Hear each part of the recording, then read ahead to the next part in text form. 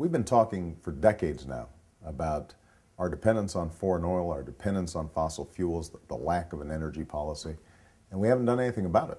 And the consequences are dire. We know that global warming is real, that if we don't do anything about global climate change, that we could see catastrophic results.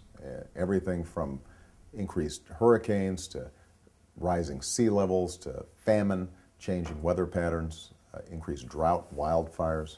When I think about my two daughters, I want to make sure that they can enjoy beaches and mountains and landscapes that I enjoyed growing up. That means being a good steward for this environment.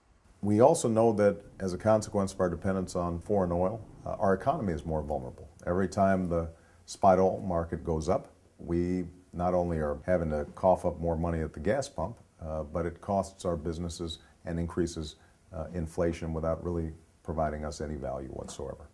When I meet a family where the husband has to drive 30 miles to work and the wife has to drive 20 miles to work and gas goes up 50 cents, that's a real hit to their pocketbook, and they feel it. And that may mean that they can't get a computer for their child. It may mean that they aren't saving as much for the child's college education. In some cases, it means that they can't get to work. So these aren't abstract questions for people. And the only way that we're going to reduce gas prices over the long term is to reduce demand.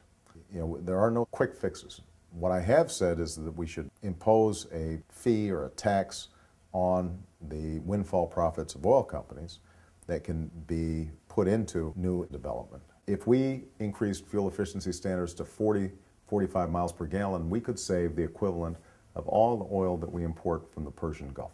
The technology exists to do it. What's been lacking is the sense of political will and urgency. And oil and gas companies and the automakers have all too often blocked the kind of progress that needs to happen.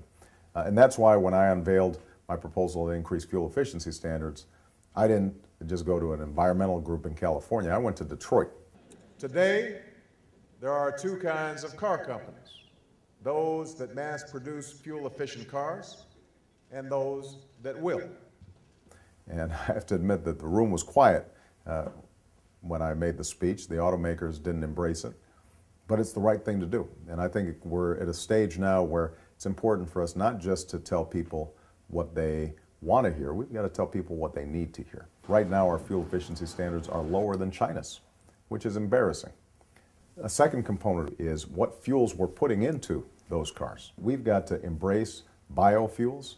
We've got to move not just on corn-based ethanol, but cellulosic ethanol and using wood chips to create energy. There are all sorts of energy approaches that can be taken so that our cars are burning cleaner fuel. And that's why I've proposed a national low-carbon fuel standard that would require 10% clean energy in all gasoline blends. If we did those two things together, you take the national low-carbon fuel standard and increase fuel efficiency standards, we could take the equivalent of 50 million cars worth of pollution off the road by the year 2020. A third thing that we can do is to set up a renewable energy standard. Many states are already doing this. You say 20% of our energy will come from renewable sources, like wind, like solar, like biomass, like hydrothermal. But we've got to overcome a politics prevents these common sense solutions from being put into place. You know, when Dick Cheney put his energy bill together on behalf of George Bush, he met with the environmental groups once, the renewable energy folks once, and then he met with the oil and gas folks 40 times. And there's no wonder then that the system was skewed in the wrong direction.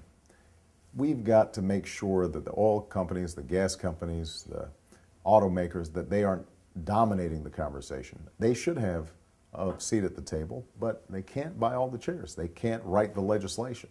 And finally, we know that our dependence on foreign oil has perverse consequences to our foreign policy. We know that we're sending $800 million a day to hostile nations and helping to fuel both sides of the war on terrorism. And that is something that I think increasingly people recognize as a consequence of the war in Iraq.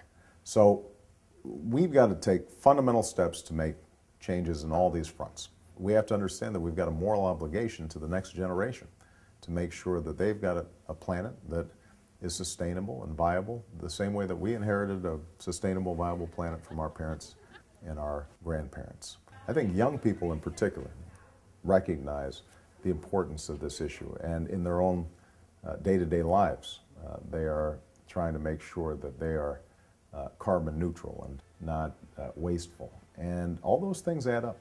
But we have to have leadership in Washington that is willing to rally around these issues.